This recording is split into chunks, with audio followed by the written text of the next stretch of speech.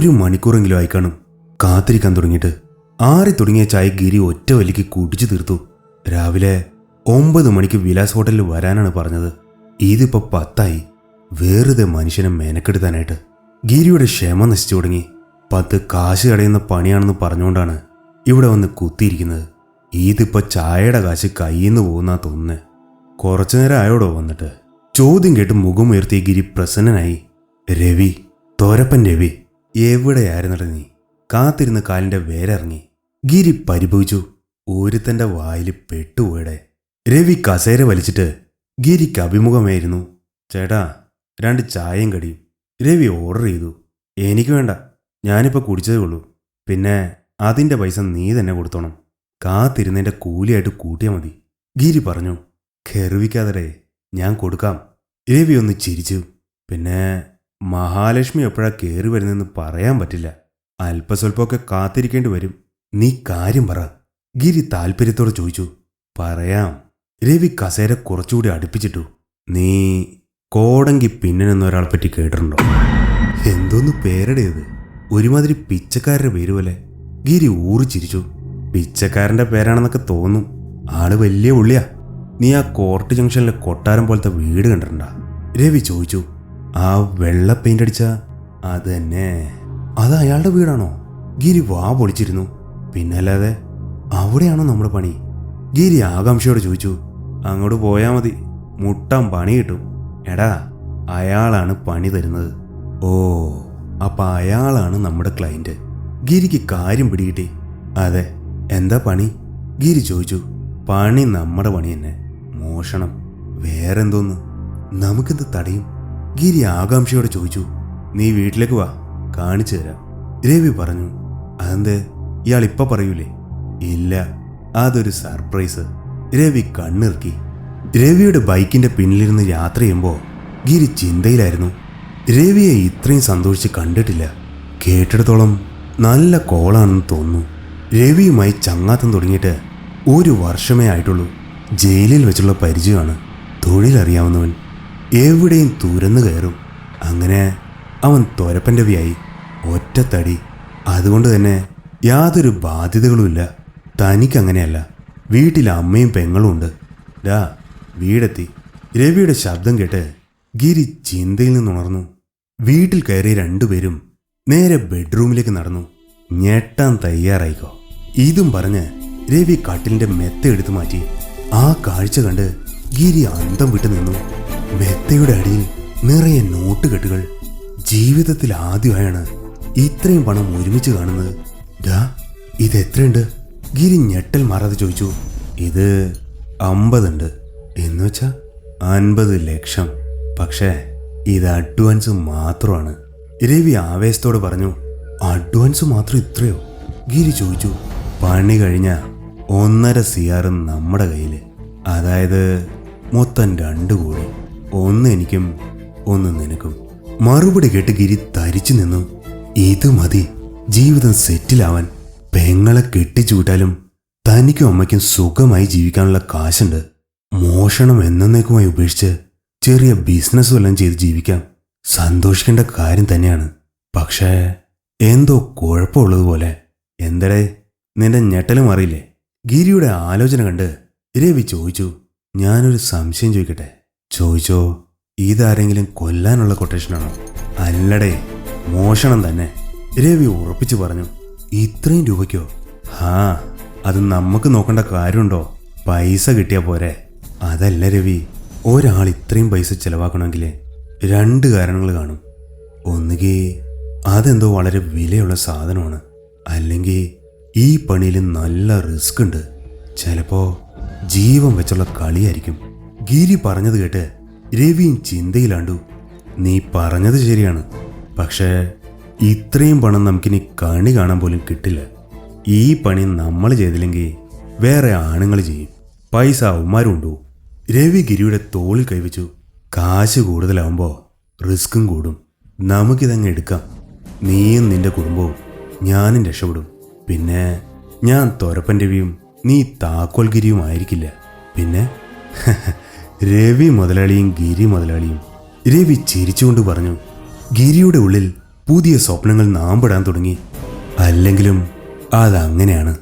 ആഗ്രഹങ്ങൾക്ക് സംശയങ്ങളെ മറയ്ക്കാനുള്ള കഴിവുണ്ട്. അല്ല, പണി എന്താണെന്ന് പറഞ്ഞില്ലല്ലോ. എന്ത് കുന്ത്രാണ്ടമാണ് ആ പന്നന് വേണ്ടത്? ഗിരി അപ്പോഴാണ് തോർത്തത്. പന്നനല്ലടാ, പിന്നൻ, കോടങ്കി പിന്നൻ. രവി തിരുത്തി. ഓ, എന്തോ ആയിക്കോട്ടെ, നീ ഡീറ്റെയിൽസ് പറ. എപ്പോ, എവിടെ, എങ്ങനെ? എല്ലാ ഡീറ്റെയിൽസും പുള്ളി വാട്സപ്പ് ചെയ്യുമെന്നാ പറഞ്ഞേ. എന്തിനാ പിന്നത്തേക്കാക്കുന്നേ? നിനക്ക് കാശ് തന്നപ്പോൾ അങ്ങേരൊന്നും പറഞ്ഞില്ലേ? അതിന് കാശ് തന്നത് അങ്ങേരല്ല, അങ്ങേരുടെ മാനേജരാ. എന്തോ നടേ, ആകെ ഒരു വശപ്പശ കാണല്ലോ. ഈ നോട്ടൊക്കെ ഒറിജിനലല്ലേ, വ്യാജനൊന്നും അല്ലല്ലോ? ഗിരി സംശയം പ്രകടിപ്പിച്ചു. ഏയ് അല്ല, നല്ല ഒറിജിനൽ സാധനം. കളിപ്പീരൊന്നും എൻ്റെ അടുത്ത് നടക്കൂല, രവി ആത്മവിശ്വാസത്തോടെ പറഞ്ഞു. ആ സമയം രവിയുടെ മൊബൈൽ ശബ്ദിച്ചു. ഫോൺ എടുത്ത് നോക്കിയ രവി പറഞ്ഞു, എടാ അയാളാ. ആര്? പന്നനോ? അല്ല, മാനേജര്. രണ്ടുപേരും ആകാംക്ഷയുടെ മൊബൈൽ സ്ക്രീനിലേക്ക് നോക്കി. അതൊരു വീഡിയോ ക്ലിപ്പായിരുന്നു. കുറച്ചു നേരം കറങ്ങി നിന്ന ശേഷം വീഡിയോ ഡൗൺലോഡ് ആവാൻ തുടങ്ങി. ഇന്നെങ്ങനെ തീരുവോടെ? സമയം കുറച്ചായല്ലോ. ഗിരി അക്ഷമനായി. കുറച്ച് സമയമെടുക്കും, പഴയ ഫോണല്ലേ. രവി ഫോണിൽ നിന്നും കണ്ണെടുക്കാതെ പറഞ്ഞു, നിനക്ക് പുതിയൊരെണ്ണം വാങ്ങിച്ചൂടെ?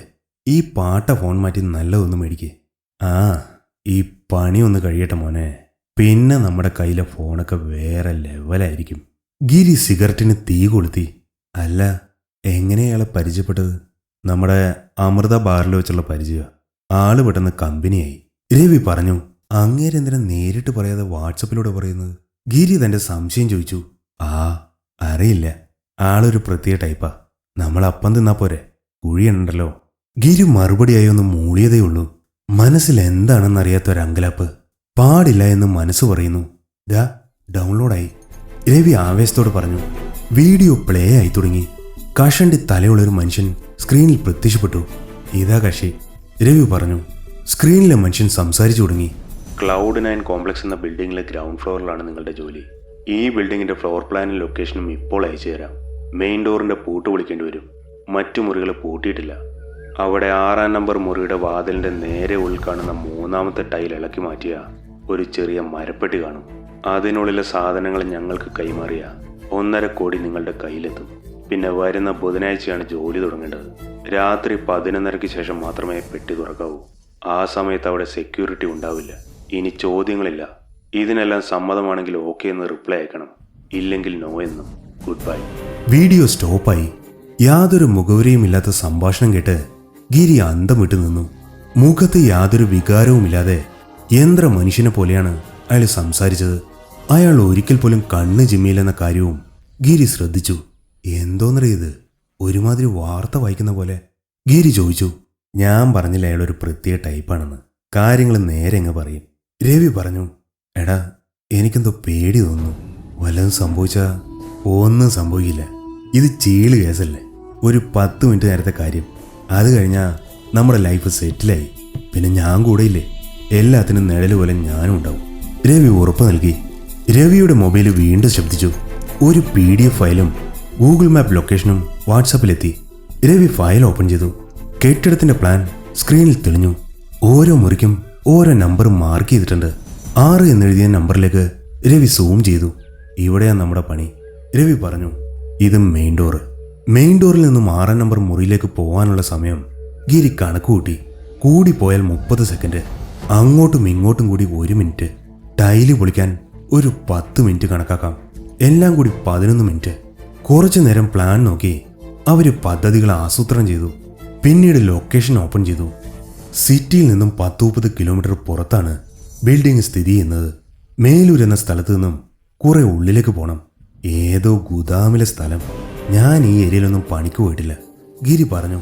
എടാ, സിറ്റിയുടെ പുറത്തായോണ്ട് പെട്ടെന്നാരും ശ്രദ്ധിക്കില്ല, രവി അഭിപ്രായപ്പെട്ടു. നീ ആ പ്ലാനും ലൊക്കേഷനും വീഡിയോയും എനിക്ക് ഷെയർ ചെയ്യും. രവി ഗിരിക്ക് ഫയലുകൾ അയച്ചു കൊടുത്തു. ശരി, ഞാൻ ഇറങ്ങട്ടെ. ഉച്ച കഴിഞ്ഞു, വീട്ടിൽ പോയി വല്ലതും കഴിക്കണം. ഗിരി പോകാനായി എഴുന്നേറ്റു. ഡാ, നമുക്ക് ഹോട്ടലിൽ പോയി കഴിക്കാം, രവി പറഞ്ഞു. വേണ്ടടാ, നിനക്കറിയാലോ എൻ്റെ തളയെ. നേരത്തും കാലത്തും ഭക്ഷണം കഴിച്ചില്ലെങ്കിൽ അവരുടെ വായിലിരിക്കുന്ന മുഴുവൻ ഞാൻ കേൾക്കേണ്ടി വരും. ആ ശരി, നിന്റെ ഇഷ്ടം. ഗിരി പോവാൻ തുടങ്ങിയപ്പോൾ രവി പിന്നിൽ നിന്ന് വിളിച്ചു. എന്നിട്ട് ഒരു ബാഗിൽ ആ പണം മുഴുവൻ നിറച്ച് ഗിരിക്ക് നൽകി. ഗിരി അത്ഭുതത്തോടെ നോക്കി. എടാ, ഇത് നിന്റെ കയ്യിലിരിക്കട്ടെ, എന്റെ കയ്യിലിരുന്ന പല വഴിക്ക് പോവും, രവി പറഞ്ഞു. എടാ, എന്നാലും ഗിരി ഒന്നും മടിച്ചു. ഒരെന്നാലും ഇല്ല, നിന്നെ എനിക്ക് വിശ്വാസമാണ്. പിന്നെ വിശ്വസിക്കാനും വിശ്വസിക്കാതിരിക്കാനും എനിക്ക് വേറെ ആരുമില്ലല്ലോ, രവി പുഞ്ചിരിയോടെ പറഞ്ഞു. ഗിരി രവിയെ കെട്ടിപ്പിടിച്ചു. നിനക്കെപ്പോഴും പേടിയുണ്ടോടെ? രവി തമാശയായി ചോദിച്ചു. നീയില്ലേ എൻ്റെ കൂടെ, പിന്നെന്ത് പേടി? ഗിരി പറഞ്ഞു. ഇനി 3 ദിവസം മാത്രം, രവി ഗിരിയെ ഓർമ്മിപ്പിച്ചു. രവിയോട് യാത്ര പറഞ്ഞിറങ്ങിയപ്പോൾ ഗിരിയുടെ മനസ്സിലെ ആശങ്കകളെല്ലാം മാഞ്ഞു പോയിരുന്നു. ഗിരി പോയ ശേഷം രവി ഫോൺ എടുത്ത് മാനേജർക്ക് ഓക്കെ എന്ന് റിപ്ലൈ ചെയ്തു. പാർക്കിൽ കുട്ടികൾ കളിക്കുന്നത് കണ്ണിമ ചിമ്മാതെ നോക്കിയിരിക്കുകയാണ് പിന്നെൻ്റെ മാനേജർ. പെട്ടെന്ന് മൊബൈൽ ശബ്ദിച്ചു. അയാൾ ഫോണിലെ ഓക്കെ മെസ്സേജ് കണ്ടു. പിന്നീട് മെല്ലെ എഴുന്നേറ്റ് നടന്ന് റോഡിൻ്റെ സൈഡിൽ വന്നു നിന്നു. കാൽനട യാത്രക്കാർ പച്ച സിഗ്നൽ വന്നപ്പോൾ റോഡ് മുറിച്ചു കിടക്കാൻ തുടങ്ങി. മാനേജർ അവിടെ തന്നെ നിന്നു. സിഗ്നൽ മാറിയപ്പോൾ റോഡിൽ വാഹനങ്ങൾ കുതിച്ചു പായാൻ തുടങ്ങി. കുറച്ചു നേരം കാത്തു നിന്ന ശേഷം വളരെ വേഗത്തിൽ വരികയായിരുന്ന കാറിന് മുന്നിലേക്ക് അയാൾ എടുത്തു ചാടി. ഇടിയുടെ ആഘാതത്തിൽ മാനേജർ മതിൽ തലയിടിച്ചു വീണു. റോഡിൽ രക്തം ഒഴുകി പരന്നു. നാരായണൻ ജ്യോത്സ്യരുടെ മുന്നിൽ ആകാംക്ഷയോടെ ഇരിക്കുകയാണ് ജാനകിയമ്മ. 2 ജാതകങ്ങളുടെ പൊരുത്തം ഗണിച്ചു നോക്കിയാണ് അദ്ദേഹം. കോളേജിൽ പഠിക്കുമ്പോൾ അടുപ്പുക, 2നും അസ്ഥിക്ക് പിടിച്ച പ്രേമം. ഇവനെ തന്നെ കെട്ടണമെന്ന് പറഞ്ഞ് പെണ്ണ് ഒറ്റക്കാലിൽ നിൽക്കുക. ചെറുക്കനോ ഇങ്ങനെയായി, പെണ്ണെങ്കിലും നല്ലൊരുത്തിൻ്റെ കൂടെ പോയി ജീവിക്കട്ടെ. ജാനകിയമ്മയുടെ സംസാരം കേട്ട് ജ്യോത്സ്യരൊന്നും മൂളുക മാത്രം ചെയ്തു. കുറച്ചു നേരത്തെ നിശബ്ദതയ്ക്ക് ശേഷം ജാനകിയമ്മ ചോദിച്ചു. 2ഉം ചേരുവോ ജ്യോത്സ്യരെ? ഞാനൊന്ന് നോക്കട്ടെ ജാനകിയമ്മേ, നാരായണൻ ജ്യോത്സ്യർ അല്പം നീരസത്തോടെ പറഞ്ഞു. അല്പനേരം കഴിഞ്ഞ് ജ്യോത്സ്യർ പറഞ്ഞു. മോളുടെ സെലക്ഷൻ കൊള്ളാം, നല്ല പൊരുത്തമുണ്ട്. പിന്നീട് ഗ്രഹനിലകളെക്കുറിച്ചും ജാതക സംബന്ധമായ വിഷയങ്ങളെക്കുറിച്ചും ജ്യോത്സ്യൻ വാചാലനായി. ജാനകിയമ്മ ദീർഘമായി നിശ്വസിച്ചു. ഇതൊന്നും നടന്നു കിട്ടിയാൽ മതിയായിരുന്നു. എന്താ, സന്തോഷമായില്ലേ? ജ്യോത്സ്യൻ ചോദിച്ചു. ജാനകിയമ്മ പുഞ്ചിരിച്ചു. പെട്ടെന്ന് എന്തോ ഓർത്ത ശേഷം അവർ ഹാൻഡ് ബാഗിൽ നിന്നും മറ്റൊരു ജാതകം എടുത്ത് ജ്യോത്സ്യനെ ഏൽപ്പിച്ചു. എൻ്റെ മോൻ്റെയാ, അവനിപ്പോ സമയം എങ്ങനെയാണെന്നൊന്ന് നോക്കി പറയണം. ജ്യോത്സ്യൻ ജാതകം വാങ്ങി സസൂക്ഷ്മം ഗണിക്കാൻ തുടങ്ങി. അദ്ദേഹത്തിന്റെ നെറ്റി ചൊളിഞ്ഞു. മൊത്തം പ്രശ്നമാണല്ലോ ജാനകിയമ്മേ, ജ്യോത്സ്യൻ പറഞ്ഞു. എന്താ ജ്യോത്സ്യരെ, വീണ്ടും ജയിൽവാസമാണോ? ജാനകിയമ്മ ആശങ്കയോടെ ചോദിച്ചു. അതാണെങ്കിൽ പ്രശ്നമില്ലായിരുന്നു, ജീവാപായത്തിനുള്ള സാധ്യത കാണുന്നു. ജ്യോത്സ്യന്റെ മറുപടി കേട്ട് ജാനകിയമ്മ ഞെട്ടി. പ്രതിവിധി ഒന്നുമില്ല ജ്യോത്സ്യരെ? ജ്യോത്സ്യൻ ഒന്നുകൂടി ഗണിച്ചു നോക്കി. അപകട സാധ്യത തന്നെയാണ് കാണുന്നത്. ഏതായാലും ശിവന്റെ അമ്പലത്തിലെ മോന്റെ പേരിൽ അർച്ചന നടത്തണം. പിന്നെ ഈ വരുന്ന ഒരാഴ്ചത്തേക്ക് പുറത്തിറങ്ങരുത്, പ്രത്യേകിച്ച് ബുധനാഴ്ച. എങ്കിലും രക്ഷപ്പെടൂ എന്ന് ഉറപ്പു പറയുന്നില്ല. ഈശ്വരേച്ഛ ഉണ്ടെങ്കിൽ രക്ഷപ്പെടാം. എന്തായാലും അർച്ചന നടത്തണം, ഉഗ്രത കുറഞ്ഞു കിട്ടും. വീട്ടിലേക്കുള്ള യാത്രയിൽ മുഴുവനും ജ്യോത്സ്യരുടെ വാക്കുകൾ ജാനകിയമ്മയുടെ കാതിൽ മുഴങ്ങിക്കൊണ്ടിരുന്നു. ഈശ്വര വിശ്വാസമില്ലാത്ത മോനെ താൻ ഇതെങ്ങനെ പറഞ്ഞു മനസ്സിലാക്കും? ജോലി കഴിഞ്ഞ് വീട്ടിലെത്തിയ ഗൗരി കണ്ടത് താടിക്ക് കൈയും കൊടുത്തിരിക്കുന്ന അമ്മയെയാണ്. ഗൗരിയുടെ ഉള്ളിൽ ഒരു ആന്തലുണ്ടായി. ജാതകത്തിൽ വല്ല പ്രശ്നം ഉണ്ടാവോ? എന്താ ഒരു മൂഡ് ഓഫ്? ജ്യോത്സ്യനെ കണ്ടില്ലേ? ഗൗരി ആകാംക്ഷയോടെ ചോദിച്ചു. കണ്ടു, നല്ല പൊരുത്തമുണ്ട്. ഗൗരി സന്തോഷിച്ചു. അങ്ങനെ ഒരു കടമ്പ കഴിഞ്ഞിരിക്കുന്നു. നല്ല മനുഷ്യരാണ് സൂരജിന്റെ മാതാപിതാക്കൾ. തന്റെ കുടുംബ പശ്ചാത്തലം അറിഞ്ഞിട്ടും മകന്റെ ആഗ്രഹത്തിനൊപ്പം അവർ നിന്നു. തമ്മിൽ അഭിപ്രായ വ്യത്യാസങ്ങളുണ്ടെങ്കിലും ഈ കാര്യത്തിൽ ചേട്ടനും ഒപ്പമുണ്ട്. പക്ഷേ എന്തിനും ഏതിനും ജ്യോത്സ്യന്റെ ഉപദേശം ചോദിക്കുന്ന അമ്മയുടെ കാര്യത്തിലായിരുന്നു ആശങ്ക. അതും മാറിയിരിക്കുന്നു. എന്നിട്ടും ജാനകിയമ്മയുടെ മുഖത്ത് സന്തോഷം കണ്ടില്ല. പൊരുത്തമുണ്ടെങ്കിൽ പിന്നെ എന്തിനാ വിഷമിച്ചിരിക്കുന്നേ? ജാനകിയമ്മ അതിന് മറുപടി പറഞ്ഞില്ല. അവര് മുറ്റത്ത് കണ്ണു നട്ടിരുന്നു. ഗിരിയെ കണ്ടില്ലല്ലോ, അവരാരോടൊന്നില്ലാതെ പറഞ്ഞു. ആ, എവിടെയെങ്കിലും കക്കാൻ പോയി കാണും, ഗൗരി ഈർഷ്യയോടെ പറഞ്ഞു. ജാനകിയമ്മ അവളെ രൂക്ഷമായി നോക്കി. ഗൗരി തല വെട്ടിച്ചുകൊണ്ട് അകത്തേക്ക് പോയി. നേരെ സന്ധ്യയോടടുത്തപ്പോ കയ്യിലൊരു ബാഗുമായി ഗിരി വന്നു കയറി. ജാനകിയമ്മ അവനെ തന്നെ ശ്രദ്ധിക്കുകയാണ്. തഞ്ചത്തിൽ കാര്യം സാധിക്കണം. അവര് മനസ്സിലൊരു കള്ളം മെനഞ്ഞു. അവര് പെട്ടെന്ന് തന്നെ അടുക്കളയിൽ കയറി ഒരു കട്ടനുണ്ടാക്കി അവന് കൊടുത്തു. പതിവില്ലാതെയുള്ള സ്നേഹപ്രകടനം കണ്ടപ്പോൾ തന്നെ എന്തോ കാര്യമുണ്ടെന്ന് ഗിരിക്ക് മനസ്സിലായി. 2 ആളുടെയും ജാതകം നോക്കിച്ചു, നല്ല പൊരുത്തമുണ്ട്. ജാനകിയമ്മ സന്തോഷത്തോടെ പറഞ്ഞു. ഗിരി ഒന്നും മൂളിയതല്ലാതെ മറുത്തൊന്നും പറഞ്ഞില്ല. ഞാനൊരു കാര്യം പറഞ്ഞാ നീ അതനുസരിക്കുവോ? ഗിരി ചോദ്യഭാവത്തിൽ നോക്കി. ഗൗരിയുടെ കല്യാണം നടക്കാൻ ശിവന്റെ അമ്പലത്തിൽ നമ്മൾ കുടുംബമായിട്ട് ഭജന ഇരിക്കാമെന്ന് ഞാൻ നേർന്നിട്ടുണ്ട്. നീ തടസ്സമൊന്നും പറയരുത്. ആരോട് ചോദിച്ചിട്ടാ നിങ്ങൾ നേർന്നത്? എനിക്കിതിലൊന്നും വിശ്വാസമില്ലെന്ന് നിങ്ങൾക്ക് അറിഞ്ഞൂടെ? ഗിരി ചൂടായി. എനിക്കറിയാം, പക്ഷേ നിന്റെ അനിയത്തെ കരുതിയെങ്കിലും നീ ഇത് ചെയ്യണം. നിനക്ക് നല്ലതേ വരൂ. എനിക്ക് നിങ്ങളുടെ ഗുണവും ദോഷവും ഒന്നും കേൾക്കണ്ട. ഈ ആഴ്ച എനിക്ക് പിടിപ്പത് പണിയുള്ളതാ. ഇതിനൊന്നും സമയമില്ല. എന്താണ് ഇതിന് മാത്രം പണി? കക്കാനല്ലേ പോണത്? ജാനകി അമ്മക്ക് ദേഷ്യം വന്നു തുടങ്ങി. അത് തന്നെ, കാക്കാൻ തന്നെയാ പോണത്. തന്തയെന്ന് പറയുന്ന മനുഷ്യനുണ്ടായിരുന്നില്ലല്ലോ കുടുംബം നോക്കാനായിട്ട്. ഈ പണി എന്നുകൊണ്ട് തന്നെയാ അമ്മയും മോളും വെള്ളം കുടിച്ചിവിടെ കിടക്കുന്നത്. ഓ, ഇപ്പോൾ ഒരുത്തി സമ്പാദിച്ചു തരുന്നുണ്ടല്ലോ, അതിൻ്റെ പച്ചപ്പായിരിക്കും. ഗിരിയുടെ പരിഹാസം കേട്ട് ഗൗരി പുറത്തേക്ക് വന്നു. ദേ, നിന്നെ പോലെ കണ്ടവന്റെ മുതൽ കട്ടുണ്ടാക്കുന്നതല്ല, ഞാൻ അധ്വാനിച്ചുണ്ടാക്കുന്നതാ. ഗൗരി തിരിച്ചടിച്ചു. കുറച്ചു സമയം കൊണ്ട് ആ വീടിലാകെ ബഹളമായി. സ്ഥിരം സംഭവമായതിനാൽ അയൽക്കാരും എത്തി നോക്കിയില്ല. ഗിരി മുറിയിൽ കയറി വാതിൽ ശക്തിയായി അടച്ചു. നന്ദിയില്ലാത്തവര്, ഇവർക്ക് വേണ്ടിയാണ് താൻ കള്ളനായത്. ഈ തൊഴിലിന്റെ പേരിൽ ഇന്ന് വരെ കുറ്റബോധം തോന്നിയിട്ടില്ല. ദേഷ്യമടങ്ങിയപ്പോ ജാനകിയമ്മയും വിഷമത്തിലായി. എന്തിനു വേണ്ടിയാണോ താൻ പരിശ്രമിച്ചത്, അതിപ്പോ പാഴായിരിക്കുന്നു. ഇനി അവൻ എന്തു പറഞ്ഞാലും കേൾക്കില്ല. അവസാന പരിശ്രമം എന്നോണം അവര് ഗിരിയുടെ വാതിലിൽ മുട്ടി. നീ വരുന്ന ബുധനാഴ്ചയെങ്കിലും അമ്പലത്തിൽ വന്ന് ഭജന ഇരിക്കണം. നിനക്കിപ്പോ സമയം നല്ലതല്ല. അകത്തു നിന്നും മറുപടി ഒന്നും വരാത്തതിനാൽ ജാനകിയമ്മ ഭാരിച്ച മനസ്സോടെ അവിടെ നിന്നും പോയി. അപ്പൊ അതാണ് കാര്യം. ആ പാരട്ട ജോത്സ്യൻ എന്തൊക്കെയോ ഏടാകൂടം ഇവരെ പറഞ്ഞ് കേൾപ്പിച്ചിട്ടുണ്ട്. ഗിരിക്ക് കാര്യം മനസ്സിലായി. എങ്കിലും എന്തുകൊണ്ടാണ് അമ്മ ബുധനാഴ്ചയുടെ കാര്യം പറഞ്ഞത്? ഗിരി അസ്വസ്ഥതയോടെ കട്ടിൽ കിടന്നു. പതിവില്ലാതെ ഗിരി അതിരാവിലെ ഉറക്കമുണർന്നു. 10 മണിവരെ മൂടി പുതച്ച് കിടന്നുറങ്ങും. അതാണ് ശീലം. പക്ഷേ ഇന്നത്തെ ദിവസത്തിന് പ്രത്യേകതയുണ്ട്. തൻ്റെ ജീവിതം മാറ്റിമറിക്കാൻ പോകുന്ന ദിവസം. അതിൻ്റെ ഉന്മേഷം ഗിരിയുടെ മുഖത്തുണ്ട്. ഇന്ന് ബുധനാഴ്ച. പക്ഷേ മുറിയുടെ വാതിൽ തുറക്കാൻ പറ്റുന്നില്ല. 2-3 തവണ ശ്രമിച്ചു നോക്കി. വാതിൽ അനങ്ങുന്നില്ല. ആരോ മുറി പുറത്തുനിന്ന് പൂട്ടിയിരിക്കുന്നു. ആ തള്ളയെ ഞാനിന്ന് കൊല്ലും. ഗിരി മനസ്സിൽ പ്രാഗി. തള്ളേ, വാതിൽ ഓർക്ക്, ഇല്ലേ ഞാൻ ചവിട്ടി പൊളിക്കും. പുറത്ത് അനക്കൊന്നുമില്ല. എടി ഗൗരി, വാതിൽ ഓർക്കടി. അവള് തുറക്കില്ല. കേട്ടിട്ടും കേൾക്കാത്ത വാതിൽ കിടക്കുകയായിരിക്കും. ഗിരി പല്ലെറുമി. ജാനകിയമ്മക്ക് രാവിലെ ഒരു നടത്തമുണ്ട്. പണ്ടേ ഉള്ള ശീലമാണ്. പോകുന്ന വഴിക്ക് നല്ല പശുവും പാല് കിട്ടും. തലേ ദിവസം തന്നെ ഗിരിയുടെ വാതിൽ പൂട്ടാനായി പുതിയ പൂട്ടും താക്കോലും മേടിച്ചിരുന്നു. ഇന്നവും പുറത്തിറങ്ങാൻ പാടില്ല. നടത്തം കഴിഞ്ഞ് വീട്ടിലെത്തിയ ജാനകിയമ്മ അന്താളിച്ചു നിന്നു. തന്റെ പുതിയ പൂട്ടും വാതിലിന്റെ താഴും തകർന്നു കിടക്കുന്നു. നിങ്ങൾക്ക് തലക്ക് വല്ല അസുഖമുണ്ടോ? ചോദ്യം കേട്ട് ജാനകിയമ്മ തിരിഞ്ഞു നോക്കി. തലമുടി വാരി ചുറ്റിക്കൊണ്ട് ഗൗരി നിൽക്കുന്നു. നിങ്ങളല്ലാതെ ആരെങ്കിലും നിങ്ങളുടെ മോനെ പൂട്ടിയിടുവോ? നിങ്ങളുടെ മോനെ നാട്ടുകാരും പോലീസുകാരും വിളിക്കുന്ന പേരെന്താണെന്ന് അറിഞ്ഞൂടെ? ഗൗരി പുച്ഛത്തോടെ ചോദിച്ചു. മകളുടെ പരിഹാസ ചോദ്യം കേട്ട് ജാനകിയമ്മ തലയിൽ കൈവച്ച് നിലത്തിരുന്നു. ഇതിന് മാത്രം വിഷമിക്കാൻ ഇപ്പൊ എന്ത് സംഭവിച്ചു? ഗൗരി ചോദിച്ചു. ഇനി ഗൗരിയോട് മറച്ചു വെച്ചിട്ട് കാര്യമില്ലെന്ന് ജാനകിയമ്മക്ക് തോന്നി.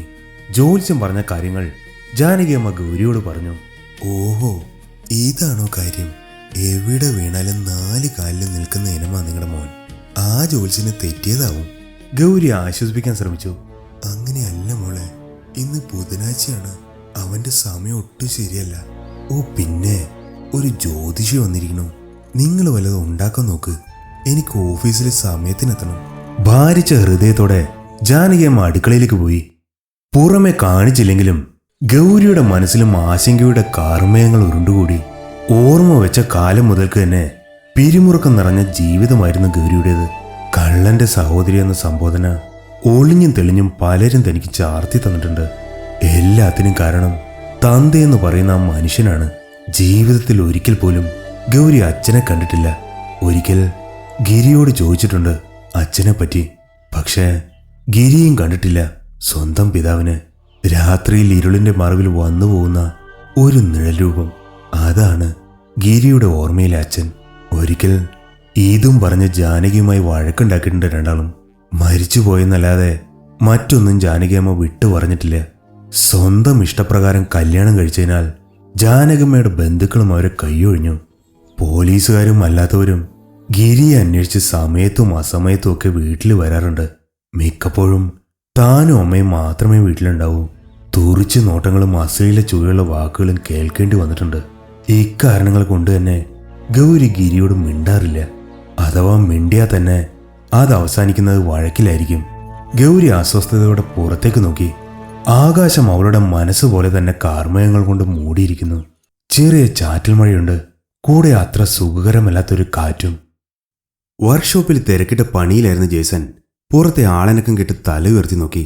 ആ, ആരിത്? ഗിരിയോ? കുറെ നാളായല്ലോ കണ്ടിട്ട്. ജെയ്സൺ കൈ തുടച്ചുകൊണ്ട് എഴുന്നേറ്റു. ഇവിടൊക്കെ തന്നെ ഉണ്ട്. ഗിരി അവിടെ കിടന്നൊരു കസേര വലിച്ചിട്ടിരുന്നു. കാണാത്തപ്പം ഞാൻ കരുതി അകത്തായിരിക്കുമെന്ന് ജെയ്സൺ കളിയാക്കി. അങ്ങനെ ഒരുപാട് കാലമൊന്നും ഗിരിയെ അകത്തിടാൻ ഒരു പോലീസിനും പറ്റില്ല ജെയ്സ. ഗിരി ഇതെല്ലാം അഭിമാനത്തോടെ പറഞ്ഞു. അത് പിന്നെ എനിക്ക് അറിഞ്ഞൂടെ. ലോക്കപ്പിലിട്ടാലും വിലങ്ങിലിട്ടാലും ഊരിപ്പോരാൻ വിദഗ്ധനല്ലേ നീ. ഒരിക്കൽ പോലീസിന്റെ കയ്യിൽ നിന്ന് രക്ഷപ്പെട്ടത് അങ്ങനെയായിരുന്നു. പത്രങ്ങളിലൊക്കെ വാർത്ത വന്നു. പോലീസിനത് ക്ഷീണമായി. വീണ്ടും പിടിക്കപ്പെട്ടപ്പോ സുരക്ഷ ശക്തമാക്കി. പക്ഷേ പിന്നീട് അങ്ങനെയൊരു സാഹസത്തിന് ഗിരി ശ്രമിച്ചില്ല.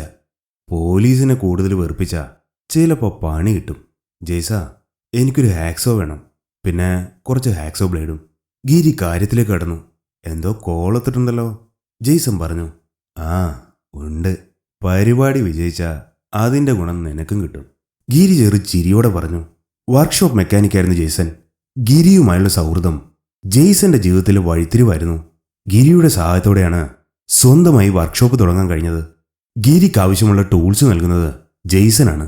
ഹാക്സോ മാത്രം മതിയോ? ജെയ്സൺ ചോദിച്ചു. പോരാ, വേറെയും ഐറ്റംസ് ഉണ്ട്. ഗിരി ഒരു ലിസ്റ്റ് ജെയ്സന് വാട്സപ്പ് ചെയ്തു. ഇതിത്തിരി വലിയ ചാർത്താണുള്ള ഗിരിയെ, കുറച്ച് ഐറ്റംസ് വാങ്ങേണ്ടി വരും. ജെയ്സൺ പറഞ്ഞു. നീ വാങ്ങിച്ചോ, റെഡി ക്യാഷാണ്. ഗിരി കുറച്ചുനേരം ആലോചനയിൽ മുഴുകി. ദാ, നീ കോടങ്കി പിന്നെന്നൊരാളെ പറ്റി കേട്ടിട്ടുണ്ടോ? ഗിരി പെട്ടെന്ന് ജെയ്സനോട് ചോദിച്ചു. എന്താ?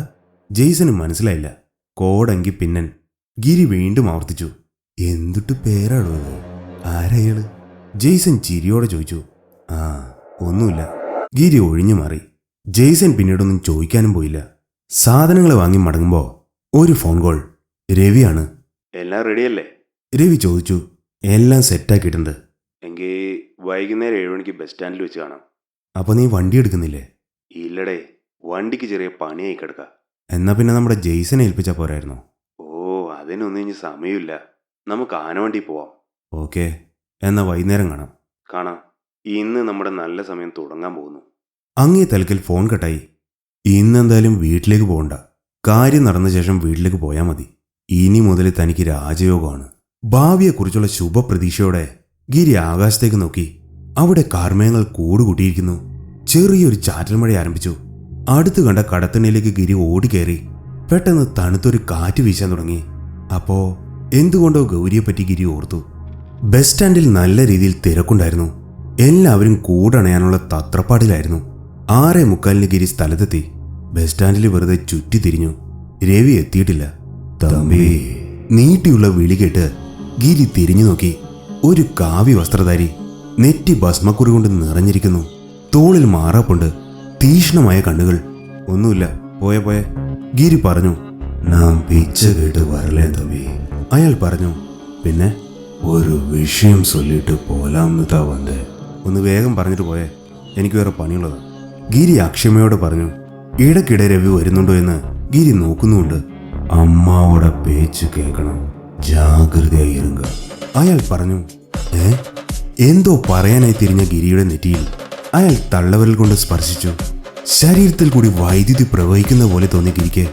നെറ്റിയിൽ സ്പർശിച്ചുകൊണ്ട് അയാൾ എന്തൊക്കെയോ ഉരുവിടുന്നുണ്ട്. നീ എപ്പോ എത്തി? ശബ്ദം കേട്ട് ഗിരി ഞെട്ടിത്തിരിഞ്ഞു. രവിയാണ്. ഗിരി ചുറ്റിലും നോക്കി.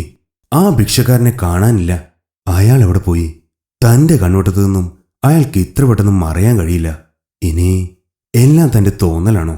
നീ ഇത് ആരെയാ നോക്കുന്നേ? രവി ചോദിച്ചു. ഗിരി ഒന്നും മിണ്ടിയില്ല. നിനക്കിത് എന്തു പറ്റി? ഒന്നുമില്ല, ബസ് വരാറായി.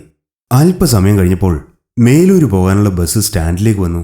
ഒരു പൂരത്തിനുള്ള ആൾക്കാർ ബസ്സിനുള്ളിലേക്ക് ഇടിച്ചു കയറി. വല്ല വിധേനയും രണ്ടുപേരും അതിനുള്ളിൽ കയറിപ്പറ്റി. ആകാശം ഇരുണ്ട് കിടക്കുകയാണെങ്കിലും മഴ പെയ്യുന്നില്ല. ബസ്സിനുള്ളിൽ വല്ലാത്ത ഉഷ്ണം അനുഭവപ്പെട്ടു. 15 മിനിറ്റ് കഴിഞ്ഞ് ബസ് നീങ്ങി തുടങ്ങി. യാത്രയിലുടനീളം ഗിരി ആ ഭിക്ഷക്കാരനെ പറ്റി ചിന്തിച്ചുകൊണ്ടിരുന്നു. എന്താണ് അയാൾ പറഞ്ഞത്? അമ്മയെ അനുസരിക്കണമെന്ന്. അമ്മയുമായി വഴക്കുണ്ടാക്കിയാണ് ഈ പണിക്കിറങ്ങിയതെന്ന് ഇയാൾക്കിതെങ്ങനെ മനസ്സിലായി? എന്തൊരു തീഷ്ണതയായിരുന്നു അയാളുടെ കണ്ണുകൾക്ക്. വല്ലാത്തൊരു അനുഭവമായിരുന്നു അയാൾ നെറ്റിയിൽ തൊട്ടപ്പോൾ. അത് സ്വപ്നമായിരുന്നു. എന്നാൽ എത്ര ശ്രമിച്ചിട്ടും സ്വപ്നമാണെന്ന് പറഞ്ഞ് തള്ളിക്കളയാൻ ഗിരിക്കായില്ല. ചിന്തിക്കുന്തോറും ഗിരിക്ക് ആദ്യമായി തുടങ്ങി. ഇറങ്ങി പുറപ്പെടണ്ടായിരുന്നു. ഇപ്പം തന്നെ ഈ പരിപാടി ഉപേക്ഷിച്ച് ഇറങ്ങിയാലോ എന്ന് ആലോചിച്ചു. പക്ഷേ 1 കോടി അതങ്ങനെ കളയാൻ പറ്റുമോ? പോരാത്തതിന് രവി തന്നെ വിശ്വസിച്ചാണ് ഈ ജോലി ഏറ്റെടുത്തത്. ആ വിശ്വാസം നഷ്ടപ്പെടുത്താൻ പാടില്ല. കുറച്ചു നേരത്തെ ആലോചനയ്ക്ക് ശേഷം ഗിരി തീരുമാനിച്ചു, എന്ത് സംഭവിച്ചാലും ഇനി പിന്നോട്ടില്ല. ഗിരി ഫോൺ കയ്യിലെടുത്ത് മൊബൈൽ ഡേറ്റ ഓൺ ചെയ്തു. സ്റ്റോപ്പുകൾ പലതും കഴിഞ്ഞപ്പോൾ തിരക്ക് കുറഞ്ഞു തുടങ്ങി.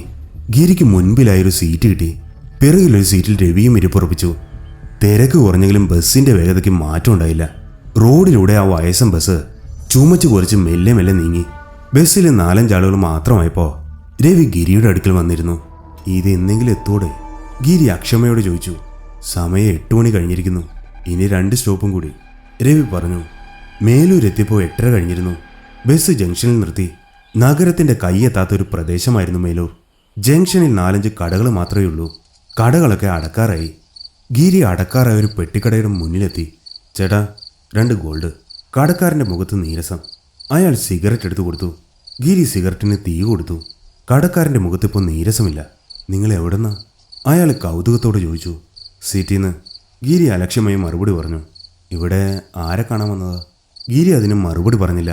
പൈസ കൊടുത്ത് ബാക്കി കാശ് വാങ്ങി അവർ നടന്നു നീങ്ങി. കിളവൻ്റെ ഓരോ ചോദ്യങ്ങളെ. ഗിരി ചിരിച്ചുകൊണ്ട് പറഞ്ഞു. ഇനി കുറച്ചുകൂടി നടക്കാനുണ്ട്, രവി പറഞ്ഞു. ഒരുപാട് നടക്കാനുണ്ടോ? ഗിരി ഫോൺ കയ്യിലെടുത്ത് ഗൂഗിൾ മാപ്പ് ഓൺ ചെയ്തു. മാപ്പിൻ്റെ യാതൊരു ആവശ്യവുമില്ല, രവി പറഞ്ഞു. പിന്നെ എടാ, ഞാൻ ഈ 3 ദിവസം വെറുതെ ഇരിക്കുകയാണെന്നാണോ നീ വിചാരിച്ചത്? ഞാൻ പകലൊക്കെ ഇവിടെ വന്ന് കറങ്ങി സ്ഥലം കണ്ടുപിടിച്ചു. സ്ഥലത്തിൻ്റെ ജോഗ്രഫി മുഴുവൻ ദേ ഈ തലയ്ക്കകത്തുണ്ട്. ഫോണ് പോക്കറ്റിൽ വെച്ചിട്ട് എൻ്റെ പിന്നാലെ അങ്ങ് നടന്നാൽ മതി. ഗിരിക്ക് രവിയോട് മതിപ്പ് തോന്നി. 2 പേരും അവരവരുടെ അനുഭവങ്ങളും തമാശകളും പങ്കുവെച്ച് ഉത്സാഹത്തോടെ നടന്നു തുടങ്ങി. ചെറുതാണെങ്കിലും നിരപ്പായ റോഡായതിനാൽ ആയാസമൊന്നും തോന്നിയില്ല. റോഡിന് ഇരുവശവും അങ്ങിങ്ങായി വീടുകളിൽ നിന്നും സീരിയലുകളുടെയും വാർത്തകളുടെയും ബഹളങ്ങൾ കേൾക്കാം. ക്രമേണ വീടുകളുടെ എണ്ണം കുറഞ്ഞു വന്നു. സ്ട്രീറ്റ് ലൈറ്റുകൾ മാത്രമായി. ചെല്ലുന്തോറും ഏറി വരുന്ന വിജനത ഗിരി ശ്രദ്ധിച്ചു. ഇവിടെ എങ്ങൊരു കുറ്റീച്ചയെ പോലും കാണാനില്ലല്ലോ. ഗിരി പറഞ്ഞു. ഇവിടെ അടുത്തായിട്ടൊരു ശ്മശാനമുണ്ട്. പകല് പോലും ആൾക്കാർ പേടിച്ചാണ് ഇതുവഴി പോകുന്നത്. പിന്നല്ലേ രാത്രി, രവി ചിരിയോടെ പറഞ്ഞു. ഗിരി ഒന്നും മിണ്ടിയില്ല. ഇരുളിൽ ആരോ തങ്ങളെ ശ്രദ്ധിക്കുന്നുണ്ടെന്ന് ഗിരിയുടെ മനസ്സ് പറഞ്ഞുകൊണ്ടിരുന്നു. റോഡ് വക്കിലെ അവസാനത്തെ സ്ട്രീറ്റ് ലൈറ്റും കഴിഞ്ഞു. ഇരുട്ട് ഒരു കരിമ്പടം പോലെ വന്ന് മൂടി. രവി മൊബൈൽ ഫോൺ പുറത്തെടുത്ത് ഫ്ലാഷ് ലൈറ്റ് ഓൺ ചെയ്തു. ശേഷം നടത്തം തുടർന്നു. ഗിരിയുടെ ഉള്ളിൽ അകാരണമായ ഒരു ഭയം രൂപപ്പെടാൻ തുടങ്ങി. മുൻപ് പല സ്ഥലങ്ങളിലും ഒറ്റയ്ക്ക് മോഷ്ടിക്കാൻ പോയിട്ടുണ്ട്. അപ്പോഴൊന്നും തോന്നാത്തൊരു ഭയം കൂട്ടിനൊരാൾ ഉണ്ടായിട്ടും തോന്നുന്നു. നിനക്ക് പേടിയുണ്ടോ? രവിയുടെ പെട്ടെന്നുള്ള ചോദ്യം കേട്ട് ഗിരി ഞെട്ടി. ഹേ, എന്തിന്? ഉള്ളിലെ ഭയം മറച്ചു വെച്ച് ഗിരി പറഞ്ഞു. അല്ല, പേടിയുണ്ടെങ്കിൽ അത് മാറ്റാനുള്ള മരുന്ന് എൻ്റെ കയ്യിലുണ്ട്. രവി ഒരു കുപ്പി കള്ള് ബാഗിൽ നിന്ന് പുറത്തെടുത്തു. ആഹാ, കയ്യിലുണ്ടായിട്ട് മിണ്ടാതെ നടക്കുകയാണല്ലേ. എന്നാൽ 2 വീശിയിട്ട് പോവാം. ഗിരി ഉഷാറായി. റോഡ് വക്കിലൊരു മയിൽക്കുറ്റിക്കടുത്ത് അവർ സ്ഥാനം പിടിച്ചു. രവി 2 ഗ്ലാസും ഭക്ഷണപ്പൊതികളും പുറത്തെടുത്തു. 2 പേരും കഴിക്കാൻ തുടങ്ങി. കള്ളകത്ത് ചെന്നപ്പോൾ ഗിരിക്ക് നേരത്തെ ഉണ്ടായിരുന്ന ഭയവും പിരിമുറുക്കവും മാറി. ഇടയ്ക്കെപ്പോഴോ ഗിരിയൊന്നും മയങ്ങിപ്പോയി. അപ്പോ അവനൊരു സ്വപ്നം കണ്ടു. സ്വപ്നത്തിൽ ഒരു 10 വയസ്സുകാരൻ പയ്യൻ. അത് ഗിരിയായിരുന്നു. അവന്റെ തോളത്ത് കയറി കളിക്കുകയാണ് കുഞ്ഞി പെങ്ങള് ഗൗരി. അതൊരു സന്ധ്യാസമയമായിരുന്നു. ഇരുട്ട് വന്ന് മൂടുന്നതേയുള്ളൂ. പെട്ടെന്ന് എന്തോ കണ്ട് ഭയന്ന ഗൗരി തോളിൽ നിന്നും ഇറങ്ങി ഓടി. ഗിരി തിരിഞ്ഞു നോക്കിയപ്പോ ഒരു മനുഷ്യൻ തന്റെ നേരെ നടന്നു വരുന്നു. കണ്ണുകൾ തീക്കട്ട പോലെ തിളങ്ങുന്നുണ്ട്. ഗിരി അയാളുടെ ബലിഷ്ഠമായ കരങ്ങളിൽ അകപ്പെട്ടു. അയാൾ അവനെ വലിച്ചഴിച്ചുകൊണ്ട് പോകാൻ തുടങ്ങി. അവൻ വീടിന് നേരെ നോക്കി അലറി വിളിച്ചു. അമ്മയും ഗൗരിയും വീടിന്റെ നടയിൽ നിൽക്കുകയാണ്. പക്ഷേ എത്ര വാവിട്ട് കരഞ്ഞിട്ടും 2 പേരും ഗിരിയെ ശ്രദ്ധിച്ചതേയില്ല. പിന്നീട് അവർ 2 പേരും വീടിനുള്ളിലേക്ക് കയറിപ്പോയി. അവന്റെ കുഞ്ഞു കണ്ണുകൾ നിറഞ്ഞു. ആരും അവനെ രക്ഷിക്കാനായി വന്നില്ല. അവന്റെ കണ്ണിൽ നിന്നും അവന്റെ വീട് മാഞ്ഞു പോകാൻ തുടങ്ങി. അവനെ വലിച്ചഴിച്ചുകൊണ്ട് അയാൾ ഇരുളിലെങ്ങോ മറഞ്ഞു. ഗിരി പെട്ടെന്ന് ഞെട്ടി എഴുന്നേറ്റു. മുഖത്ത് വെള്ളം വീണിട്ടുണ്ട്. രവി വെള്ളം മുഖത്തൊഴിച്ചതാണ്. നവംബറിന്റെ തണുപ്പിലും ഗിരി വിയർത്തു കുളിച്ചു. എന്തുവാടെ പിച്ചും പെയ്യും പറയുന്നേ? കള്ള് തലക്ക് പിടിച്ചോ? ഞാനൊരു സ്വപ്നം കണ്ടു. സ്വപ്നം കണ്ടതൊക്കെ മതി, എണീറ്റ് വന്നേ, സമയമായി. ഗിരി സമയം നോക്കി. 11 മണി. ഏകദേശം 2 മണിക്കൂറോളം താൻ ഉറങ്ങിയിരിക്കുന്നു. രണ്ടുപേരും ബാഗും എടുത്ത് വീണ്ടും നടത്തം തുടങ്ങി. അപ്പോ ഗിരിയുടെ വീട്ടിൽ മകന്റെ വരവും കാത്തിരിക്കുകയായിരുന്നു ജാനകിയമ്മ. നിങ്ങൾ ഉറങ്ങുന്നില്ലേ? ജാനകിയമ്മ തിരിഞ്ഞു നോക്കി. ഗൗരിയാണ്. നീ പോയി കിടന്നു, എനിക്ക് ഉറക്കം വരുന്നില്ല. ഗൗരി അകത്തേക്ക് പോയി. അവൾക്കും ഉറക്കം വരുന്നുണ്ടായിരുന്നില്ല. അമ്മയും മകളും ആ രാത്രി ആദിയോടെ കഴിച്ചുകൂട്ടി. വളരെ കാലങ്ങൾക്ക് ശേഷം ഒരു പേടി സ്വപ്നം. ഇതിനു മുമ്പ് ജീവിതത്തിൽ ഇത്രയും ഭയന്നിട്ടില്ല. ചെറുപ്രായത്തിൽ സ്വപ്നം കണ്ട് നിലവിളിച്ചിട്ടുണ്ട്. പക്ഷേ ഇപ്പോ കണ്ടത് സ്വപ്നമാണെന്ന് ഗിരിക്ക് വിശ്വസിക്കാൻ കഴിയുന്നില്ല. കൺമുന്നിൽ നടന്നതുപോലെ. ശകുനങ്ങളിലൊന്നും വിശ്വാസമില്ല. പക്ഷേ ഇറങ്ങി പുറപ്പെട്ടത് മുതൽ തടസ്സങ്ങളും അപശകുനങ്ങളും അരുതെന്നാരോ വിലക്കുന്നത് പോലെ. സ്വപ്നം കണ്ടപ്പോ പേടിച്ച് നിലവിളിച്ചു. രവി അത് കേട്ടു കാണൂ. ഛേ, നാണക്കേടായി. ചെല്ലുംതോറും റോഡിന്റെ വീതി കുറഞ്ഞുകൊണ്ടിരുന്നു. രണ്ടുപേരും നടന്ന് ഒരു വളവിന്റെ അടുത്തെത്തി. നീ ഇവിടെ നിൽക്ക്, ഞാൻ ചുറ്റോട്ടത്ത് ആരെങ്കിലും ഉണ്ടോന്ന് നോക്കിയിട്ട് വരാം. ഗിരി അവിടെ നിർത്തിയ ശേഷം രവി വളവ് തിരിഞ്ഞു പോയി. വളവിന്റെ അടുത്തായി ഒരു സ്ട്രീറ്റ് ലൈറ്റ് കത്തി നിൽക്കുന്നത് അപ്പോഴാണ് ഗിരി ശ്രദ്ധിച്ചത്. ഹാവൂ, ഒടുവിൽ വെളിച്ചം. ഗിരി ഇരുട്ടിന്റെ മറവിൽ രവിക്കായി കാത്തു നിന്നു. കുറച്ചു സമയം കഴിഞ്ഞപ്പോ ഗിരിക്ക് കുറേശ്ശെ പേടി തോന്നി തുടങ്ങി. രവി വരേണ്ട സമയം കഴിഞ്ഞല്ലോ, ഇവനിതെവിടെ പോയി? പെട്ടെന്ന് അവിടെ ഒരു ആളനക്കം പോലെ. ഗിരി ഭയത്തോടെ ശ്രദ്ധിച്ചു. രവി ആയിരുന്നു അത്. അവൻ ആശ്വാസത്തോടെ നെടുവീർപ്പിട്ടു. 2-3 ദിവസങ്ങളായി താൻ എന്തിനൊക്കെയോ ഭയക്കുന്നു. ഗിരിക്ക് സ്വയം ലജ്ജ തോന്നി. ഏരിയ ക്ലീനാണ്, ഒറ്റ മനുഷ്യരില്ല, സെക്യൂരിറ്റിയില്ല. വാ, പണി തുടങ്ങാം, രവി പറഞ്ഞു. നടന്ന വളവ് തിരിഞ്ഞ ഗിരി മുന്നിലെ കാഴ്ച കണ്ട അന്തം വിട്ടു. ഈ ഓണം കയറാൻ മൂലയിൽ ഇങ്ങനെ ഒരു ബിൽഡിങ്ങോ? മനോഹരമായൊരു 10 നില കെട്ടിടം. സിറ്റിയിൽ നിന്നും മാറി ഇത്ര വിജനമായ പ്രദേശത്ത് എന്തിനാണിത് കെട്ടിപ്പൊക്കിയിരിക്കുന്നത്? സത്യത്തിൽ ഇതിനകത്തെന്താ പരിപാടി? ഗിരിക്ക് ചോദിക്കാതിരിക്കാൻ കഴിഞ്ഞില്ല. രവി ചോദ്യഭാവത്തിൽ നോക്കി. അല്ല, എന്തിനാ ഇങ്ങനെ ഒരു സ്ഥലത്ത് ഇങ്ങനെ ഒരു ബിൽഡിങ്? ആർക്കറിയാം, നമ്മൾ എന്തിനാ കുഴിയെണ്ണുന്നത്? അപ്പം നിന്നാ പോരെ. ഗിരി പിന്നീടൊന്നും ചോദിക്കാൻ നിന്നില്ല. ബിൽഡിങ്ങിന്റെ എൻട്രൻസിൽ മേഘങ്ങൾ കൊണ്ട് എഴുതിയ പോലെ ക്ലൗഡ് 9 എന്ന് ആലേഖനം ചെയ്തിരിക്കുന്നു. റോഡിന്റെ നിരപ്പിൽ നിന്നും താഴെയാണ് ഗ്രൗണ്ട് ഫ്ലോർ. പടികൾ ഇറങ്ങി അവർ ഗ്രൗണ്ട് ഫ്ലോറിലെ മെയിൻ ഡോറിന്റെ മുന്നിലെത്തി. ഗിരി തന്റെ ബാഗ് തുറന്ന് ടൂൾസ് പുറത്തെടുത്തു. മെയിൻ ഡോർ തുറക്കാൻ ഗിരിക്ക് നിമിഷങ്ങളെ വേണ്ടി വന്നുള്ളൂ. പൂട്ട് പൊളിച്ച് ഗിരി ഡോറ് തുറന്നു. അവരെ വിഴുങ്ങാൻ നിൽക്കുന്ന ഭീകര സത്വത്തിന്റെ വായ പോലെ തോന്നിച്ചു ആ കവാടം. എന്തോ ഉൾപ്രേരണയിൽ എന്ന പോലെ ഗിരി ഒരു നിമിഷം ദൈവത്തെ മനസ്സിലോർത്തു. അമ്മയെയും ഗൗരിയെയും ഓർത്തു.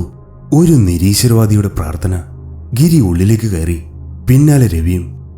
ഗിരി മൊബൈലിന്റെ ടോർച്ച് തെളിച്ചു. രവി ബിൽഡിങ്ങിന്റെ ഫ്ലോർ പ്ലാൻ ഓപ്പൺ ചെയ്തു.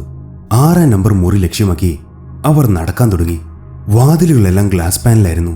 എല്ലാ വാതിലുകളും തുറന്നു കിടക്കുകയാണ്, അവരെ സ്വാഗതം ചെയ്യാനെന്ന പോലെ. ഓരോ വാതിലുകളും കടന്ന് അവർ നടന്നു.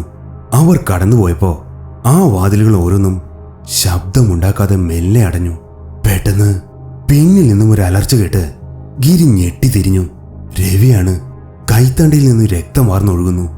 എന്തു പറ്റിയടാ? ഗിരി ചോദിച്ചു. കയ്യിലെന്തോ കൊണ്ട് മുറിഞ്ഞു. ഗിരി ബാഗിൽ നിന്നും ഒരു തോർത്തെടുത്ത് രവിയുടെ കൈത്തണ്ടയിൽ മുറുകെ കെട്ടി.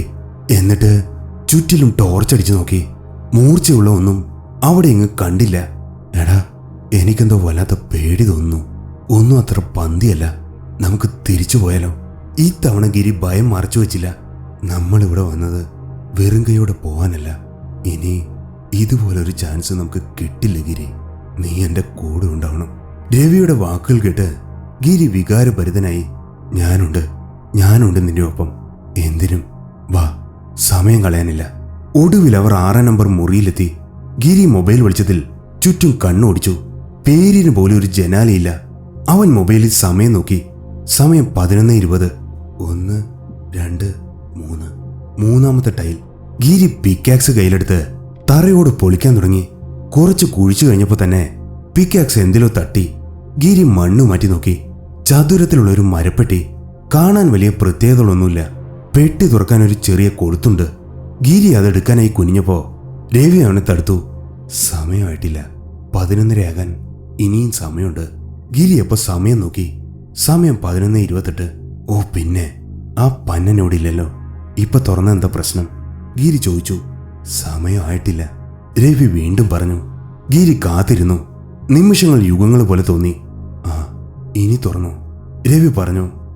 അത് കേൾക്കേണ്ട താമസം ഗിരി പെട്ടെന്ന് തന്നെ പെട്ടി കയ്യിലെടുത്ത് തുറന്നു. ഒരു തണുത്ത കാറ്റ് തന്റെ മുഖത്ത് തട്ടി കടന്നുപോയതുപോലെ തോന്നി ഗിരിക്ക്.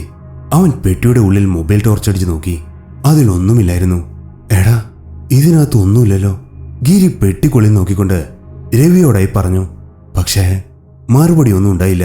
ഗിരി തിരിഞ്ഞു നോക്കി. രവി നിന്നിടം ശൂന്യം. ഇവനിതെവിടെ പോയി? ഗിരി ആത്മഗതം ചെയ്തു.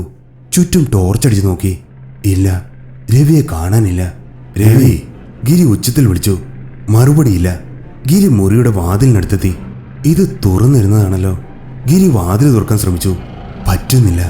വാതിൽ പുറത്തുനിന്ന് ആരോ പൂട്ടിയിരിക്കുന്നു. ഭയം ഗിരിയുടെ ഉള്ളിൽ തിരമാലകളായി ആഞ്ഞടിക്കാൻ തുടങ്ങി. അവൻ തന്റെ ടൂൾ ബാഗ് പുറത്തെടുത്തു. പക്ഷേ പലതരത്തിൽ ശ്രമിച്ചിട്ടും വാതിൽ തുറക്കാൻ കഴിഞ്ഞില്ല. അവസാനം ഗിരി പിക്കാക്സ് കയ്യിലെടുത്തു. വാതിലിന്റെ ഗ്ലാസ് പാനൽ തകർക്കുകയായിരുന്നു ഉദ്ദേശം. അവൻ പിക്കാക്സ് കൊണ്ട് ഗ്ലാസ് പാനലിൽ ആഞ്ഞു വെട്ടി. പക്ഷേ അത് പൊട്ടിയില്ലെന്ന് മാത്രമല്ല, അതിനൊരു പോറല് പോലും ഏറ്റില്ല. ഗിരി ഒരു ഉന്മാദിയെ പോലെ വാതിലിൽ പിക്കാക്സ് കൊണ്ട് വെട്ടാൻ തുടങ്ങി. ഇടയ്ക്കിടയ്ക്ക് രവിയുടെ പേര് അലറി വിളിക്കുന്നുണ്ട് ഗിരി. തനിക്കിവിടെ നിന്ന് രക്ഷപ്പെട്ടേ മതിയാവൂ. ഭയം ഗിരി ഒരു ഭ്രാന്തനാക്കി മാറ്റി. അവൻ വിയർത്തൊലിക്കാൻ തുടങ്ങി. കുറെ നേരം പരിശ്രമിച്ച ശേഷം കൈകാലുകൾ തളർന്നു കുഴഞ്ഞ് ഗിരി തറയിലിരുന്നു. വാതിലിനൊരു പോറൽ പോലും ഏൽക്കാതെ ഉരുക്കു കോട്ട പോലെ അവിടെ നിലനിന്നു. പെട്ടെന്ന് ദിഗന്ധങ്ങൾ പൊട്ടുമാറുച്ചതിൽ പൈശാചികമായ ഒരു പൊട്ടിച്ചിരി അവിടെ മുഴങ്ങി. ഗിരി നടുങ്ങി വിറച്ചു. അവൻ ചാടി എഴുന്നേറ്റു. എന്താ കതവ് തുറക്കറ ചാവി ഉങ്കിട്ട ഇല്ല. മുഴങ്ങുന്ന ശബ്ദം മാത്രം. മുറിയിൽ ആരെയും കാണുന്നില്ല. ആരാണിത്? ഗിരി വിറയാർന്ന ശബ്ദത്തിൽ ചോദിച്ചു. സാവ്. വീണ്ടും പൈശാചികമായ ശബ്ദം. ഗിരി ആലില പോലെ നടുങ്ങി വിറച്ചു. താൻ വലിയൊരു അപകടത്തിൽ അകപ്പെട്ടിരിക്കുന്നു.